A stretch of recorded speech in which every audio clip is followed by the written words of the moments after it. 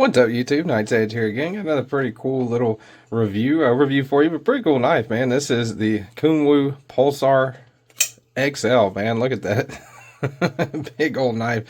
Kunwu, of course, may have guessed this by now, but Kunwu is a Chinese brand. They do some pretty good quality knives. I've handled the, what's the other Kunwu I've handled? The, come on. The Padre. Yeah, that's it. Padre and Vanex. That was an awesome knife. Really love that one. Traded away a while back and was glad to get another Kunwu back into the collection. So I do have a Kunwu again now. This is the Pulsar XL again right there. And LMAX. Really nice diamond texture titanium. Let's get a nice close-up on that. Got a nice little Damascus maybe. I guess is that Damascus? I don't know. Really nice pivot collar anyway. And of course, blade steel LMAX, that's the model on the blade right there. But let's go ahead, we'll do what we normally do, get an overall kind of specs, all that normal good stuff here. Tip of the blade to the end of the handle on this one, you are looking at 8 7/8. Pretty big knife, right? 4 inches if you go all the way back to where the blade meets up with the handle. Scale right there, and your cutting edge is just a hair over 3.5, just under 3 5/8. So definitely what I would call a full-size knife, almost definition of an XL knife, right? XL usually tend to say over 9 inches, but pretty big knife, as you can see right there by the Spyderco Para 3 and your Spyderco Paramilitary 2. All right, some good size comparisons right there. Good standard size comparisons. All right, go ahead and do Tumo right here. That is your Medford Slim Midi and your Chris Reeve Knives Umnenzon, right? So definitely every bit of the definition of a full-size knife, even an XL knife. Get some common household objects out here. That is your regular Sharpie, right? That's a Sharpie right there. Up next to it, kind of wanting to float over there next to it. All right, here is some Scotch tape.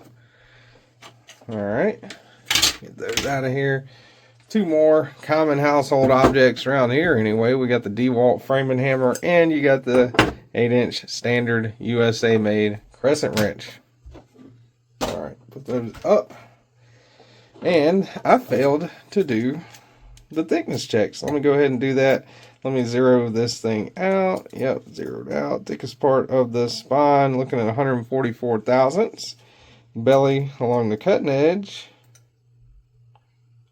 where it swoops up, kind of going towards the tip, right at 25 thousandths. Handle thickness, just over 1/2 inch. All right, put those calibers up there. We did the size comparisons already. Did things ass backwards, on this one. 6.1 ounces. Yep, 6.1 ounces. All right, so let's see what you got on the inside. Kind of milled out a little bit. Got some liners inside of there. Let me get the magnet here. Let's see, is that steel? Yeah, it's got steel liners inside of it, because that's titanium on the handle scale.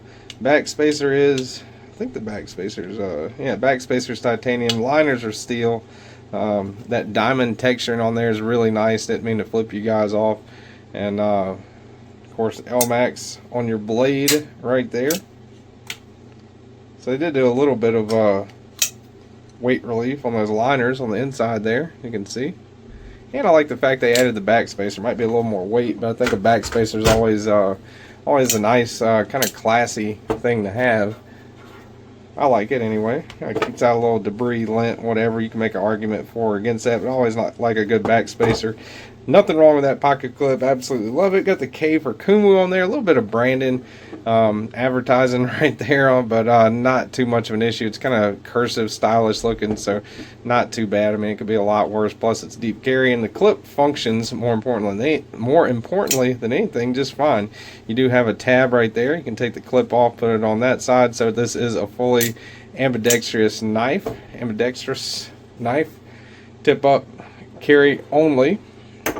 Get out the hardware checking device here, and body screws, I'm thinking T8, right? I was thinking anyway. Yeah, T8. So T8 on your body screws, your pivot, T8, which is awesome. And I'm thinking on the clip screws a T6. Be cool if they all match, but no, that's a T6 on the clip screws, and your crossbar slide lock, whatever you want to call that screw right there, that's also a T6. So I wish that was T8. It'd be nice if it was a T8, but it's not. No big deal there. Very comfortable. As soon as you pull that back, this is coming down. It's got a really large blade there. LMAX, not too bad of a steel either.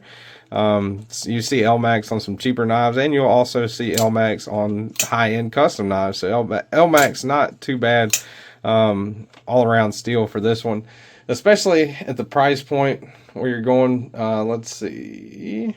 Always get this pulled up and it always fades away before I get to the price. Maybe I need to do it a little bit quicker, but $259 is what these were going for on DLT Trading, but they're sold out. They're sold out on the Kunwu website. They're sold out at White Mountain Knives and DLT. Everywhere I look, they're sold out right now. There'll be a link down in the description, but I'm sure they'll come back in stock at some point in time.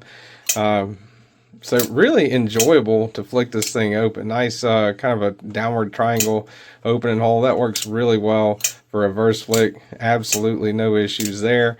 You can slow roll it out. No issues there. Really comfortable kind of tabs right there whenever you go to pull back on the crossbar lock. You can also activate it like that, right?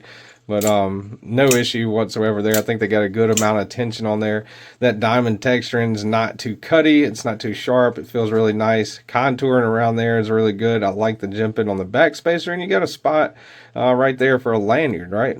So overall, the Kunwu Padre XL, pretty solid knife, I think. Now there are several competitors in the area of $259. You could argue American made Spyderco, you know, would be better, whatever. But at this price point for the materials, pretty solid, I think. So that is it, guys. I really appreciate you guys watching. Sorry I was a little bit discombobulated during this review. Hit the like button, though, if you like it. If you like the content, subscribe right down there if you want some more of it. I'll see you guys on the next one. Y'all stay sharp.